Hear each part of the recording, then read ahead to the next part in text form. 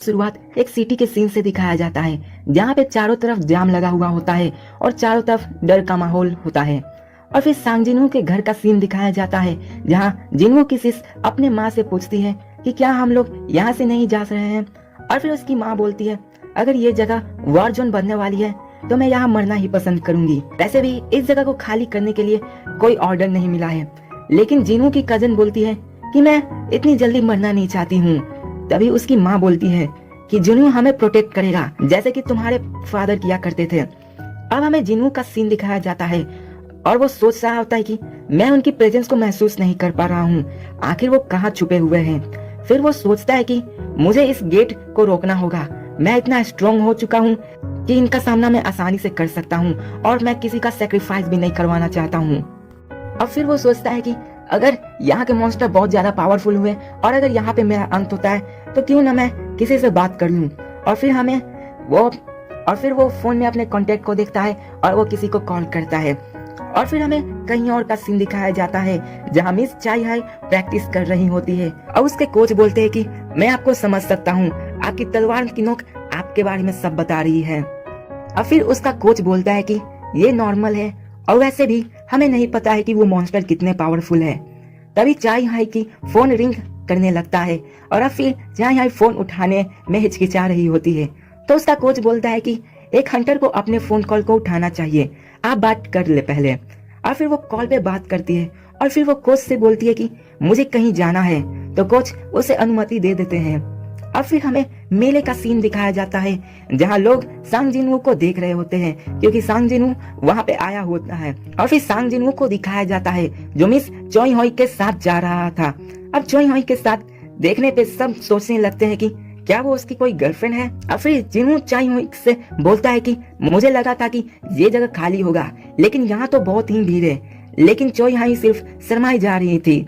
फिर मिस चोई हाई पूछती है कि क्या तुम अम्यूजमेंट पार्क को पसंद करते हो, लेकिन जिनवू बोलता है कि नहीं, मेरा हमेशा से मन था कि मैं यहाँ आऊँ। और फिर चोई हाई पूछती है कि पर मेरे साथ ही क्यों, तो जिनवू बोलता है कि सिर्फ तुम ही एक मेरी फ्रेंड हो, इसलिए मैं तुम्हारे साथ ही यहाँ पे आया हूँ। अब फिर चोई हाई शॉक हो जाती है तो वो जिनवू से बोलती है कि तुम मेरे दोस्त कब हो।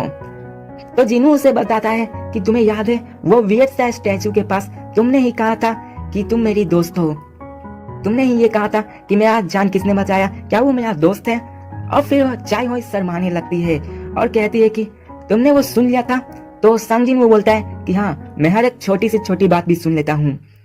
अब फिर हमें दिखाया जाता है कि वहाँ बहुत भीड़ होती है और जिनवू के सोल्जर उन्हें रोक रहे होते हैं और उन्हें जाने का रास्ता दे रहे होते हैं। अब मिस चाई हाई बोलती है कि मैं पिछले 2 साल से हंटर हूँ, पर मुझे याद नहीं कि पिछले बार मैंने कब इतना अच्छा फील किया।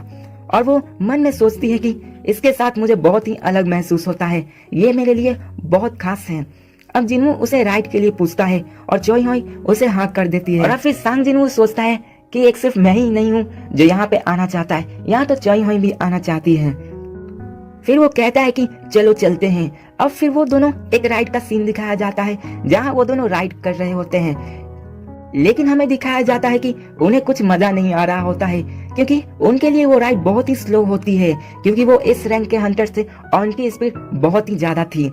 और फिर जिनवू और चोई हाई बैठ के बातें कर रहे होते हैं और वो बोलती है कि वो राइड बहुत ही स्लो थी। तो सांग जिनवू बोलता है कि हाँ, हम लोग इस रैंक के हंटर है इसलिए हमारे लिए वो राइड बहुत ही स्लो थी। और अब फिर चोई हाई सोचती है कि अब हम कैसे, अब फिर चोई हाई सोचती है कि इसके बाद हम लोग क्या करेंगे। तो सांग जिनवू उससे बोलता है कि चलो मैं तुम्हें अपनी राइड कराता हूँ, क्या तुम करना चाहोगी। तो चोई हाई उसके लिए हाँ कर देती है। और फिर हमें आसमान का सीन दिखाया जाता है जहाँ वो दोनों ड्रैगन पे खड़े होते हैं और सांग जिनवू उससे पूछता है कि आप कैसा लग रहा है। तो वो बोलती है कि हम लोग बहुत तेजी से ऊपर जा रहे हैं और ये राइड तो बहुत ही तेज है। और फिर चोई हाई पूछती है कि अगर तुम यहाँ आ सकते थे तो तुमने अम्यूजमेंट पार्क क्यों जाना सोचा, तुम डायरेक्ट यहाँ पे क्यों नहीं आ गए। तो सांग जिनवू बताता है कि वो वही जगह है जहाँ पे एक बार गेट ओपन हुआ था और उसी के बाद मेरे डैड लापता है। और फिर वो दोनों बहुत ही सैर करते हैं और हर जगह घूमने लगते हैं। और फिर हमें वो दिखाया जाता है कि वो दोनों नदी के किनारे एक साथ बैठ के रात को आसमान देख रहे होते हैं और उन दोनों में बहुत ही अच्छा रोमांटिक सा एंगल बनने लगता है। अब हमें पोर्टल का सीन दिखाया जाता है जहाँ पे एक बंदा सोच रहा होता है कि वो गेट बहुत ही जल्दी खुलने वाला है और वो कहता है कि भले ही मैं एक बी रैंक का हंटर हूँ, लेकिन मुझे अपने आत्मविश्वास को टूटने नहीं देना है। और फिर वो यही सोचता हुआ चल रहा होता है, तभी उससे एक आदमी टकराता है और वो सोचता है कि ये कौन है। और फिर उसको देख के सब लोग सोचते हैं कि ये जरूर कोई हंटर होगा, क्योंकि सिविल में बहुत ही कम एस रैंक के हंटर बचे हुए थे। अब वो बी रैंक का हंटर उससे देख के बोलता है कि तुम्हें मुझे माफी मांगनी होगी, क्योंकि मैं एक बी रैंक का हंटर हूँ। लेकिन वो बड़ा आदमी कुछ नहीं सुनता और वो बोलता है कि मेरी भी अपनी एक रिस्पेक्ट है, तुम मुझसे माफी मांगोगे वरना मैं तुम्हारे हाथ पैर तोड़ दूंगा। लेकिन वो बड़ा आदमी कुछ नहीं देखता है और वो अपना बड़ा सा मुंह खोलता है और उसके सर को खा जाता है। और इसे देखकर सारे लोग शॉक हो जाते हैं और सारे लोग डरने लगते हैं। और असल में वो कोई इंसान नहीं था, वो भी फ्रॉस्ट मोनार्क की तरह एक बीस्ट मोनार्क था। अब वो हंसने लगता है और फिर वो कहता है कि तुम सब तुच्छ इंसान, मैं तुम सबको तबाह कर दूंगा। और वो फिर चारों तरफ तबाही मचाने लगता है और वो फिर इधर उधर गाड़ी फेंक के सबको मारता है। और फिर वहाँ पे जितने भी आदमी होते हैं वो उन सबको मार देता है और वहाँ पे एक ब्लडी माहौल सा बन जाता है। और वो कहता है कि मुझे कोई रोक के दिखाए अगर किसी में हिम्मत है तो। और फिर हमें कहीं सुंदर सा जगह का सीन दिखाया जाता है जहाँ जिनवू और चाई होई होते हैं। वो दोनों वहाँ पे आराम से बैठ के बातें कर रहे होते हैं। और फिर वो लोग होटल में जाने के लिए निकलते हैं और वो कहता है कि हमें यहाँ से जाने में सिर्फ 5 मिनट लगेंगे। अब चाई होई सोचती है कि आखिर ये 5 मिनट में कितने माइल्स दौड़ सकता है। अब यही सोचते सोचते अब फिर वो लोग ड्रैगन पे बैठ जाते हैं और वहाँ होटल के लिए निकलते हैं। अब फिर हमें वो जिन चुल का सीन दिखाया जाता है जो सबको बोलता है कि यहाँ एसोसिएशन बिल्डिंग के पास कोई हत्यारा है। और फिर वो सोचते हैं कि अभी डंजन तो ब्रेक नहीं हुआ है, तो ये बीस्ट कहाँ से आ गया है। एक तो पहले वो डंजन का प्रॉब्लम, अब ये बीस्ट कहाँ से आ गया है, अब हम इसको कैसे संभालेंगे। अब वो सांग जिनवू के बारे में पूछते हैं तो उसका सिक्योरिटी बोलता है कि हम उससे अभी राब्ता करने की कोशिश कर रहे हैं, लेकिन उससे कोई संपर्क नहीं हो पा रहा है। फिर वो जिन चुल बोलता है कि ठीक है, अब मुझे ये सब हैंडल करना होगा। और फिर एक सिक्योरिटी आके बोलता है कि उस बीच से लड़ने के लिए एक हंटर आ गया है।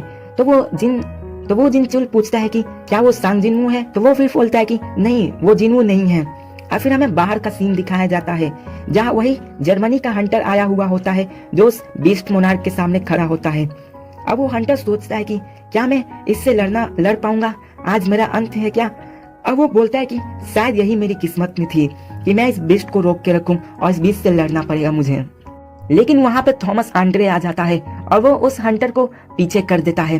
और फिर हमें एक होटल का सीन दिखाया जाता है जहाँ जिनवू और चाईवू बैठ के डिनर कर रहे होते हैं। लेकिन जिनवू के पास एक कॉल आता है और वहाँ बताया जाता है कि सिउल में एक बीस्ट आ गया है। तो फिर जिनवू पूछता है कि वहाँ कितने बीस्ट हैं, तो वो बोलता है कि वहाँ सिर्फ एक ही बीस्ट है। फिर जिनवू ये सुनकर सोच में पड़ जाता है कि कहीं वो मैजिक बीस्ट की तरह ही तो नहीं है, कहीं वो मैजिक बीस्ट ही तो नहीं आ गया है। अगर वो है तो फिर सब मिलकर भी उसका सामना नहीं कर पाएंगे। अब वो सिक्योरिटी बताता है कि वो कोई ऑर्डिनरी बीस्ट नहीं है, उसने पूरे गिल्ड को अकेले ही खत्म कर दिया और अभी उससे लड़ने के लिए थॉमस आंड्रे गया हुआ है और अभी थॉमस आंड्रे उससे लड़ने की कोशिश कर रहा है और उसे रोके हुआ है। फिर वो सोचता है कि मेरे शैडो सोल्जर हर जगह पे हैं, लेकिन फिर भी मुझे क्यों नहीं पता चला। फिर उसे फील होने लगता है कि उसके शैडो सोल्जर की प्रेजेंस बहुत ही वीक होने लगती है, जैसे कि कोई उसे रोक रहा है, कोई उसके बीच में आ रहा है और उसे ब्रेक डाउन करने लग रहा है। और फिर हमें दिखाया जाता है कि जिनवू का शैडो सोल्जर के साथ संपर्क खत्म हो जाता है। और फिर वो चेयरमैन से पूछता है कि क्या उस बीस्ट के पास कोई शैडो भी है, क्योंकि जिनवू को पूरा यकीन था कि वो जरूर हिडन कोलोसल बीस्ट होगा। अब फिर वहाँ पे थॉमस आंड्रे का सीन दिखाया जाता है और वो बाकी सब हंटर्स को कहता है कि सारे लोगों को यहाँ से निकाल के बाहर ले जाओ किसी सेफ जगह पे। और फिर वो कहता है कि लगता है ये बीस्ट अपना जगह भूल गया है, तभी ये यहाँ पे आ गया है। और फिर वो दोनों अपनी अपनी पावर रिलीज करते हैं और वो दोनों बहुत ही ज्यादा पावरफुल थे और फिर उनमें आपस में फाइट होने लगती है जो कि बहुत ही भयानक होती है। अब वो बीस्ट थॉमस के सीने को पकड़ लेता है। अब ये देखकर थॉमस को बहुत ही गुस्सा आता है और वो उसे एक जोरदार पंच मारता है जिसके कारण वो बहुत दूर जाके फेंका जाता है। अब वो बीस्ट मोनार्क को भी गुस्सा आता है और वो उससे भी मारता है। दोनों में बहुत ही भयंकर वाली फाइट हो रही थी। अब फिर हमें दिखाया जाता है कि थॉमस आंड्रे को बहुत ही गुस्सा आ जाता है और वो उसके सर को पकड़ लेता है और उसे मारने लगता है। और यार इसी के साथ ये भी एपिसोड खत्म होता है।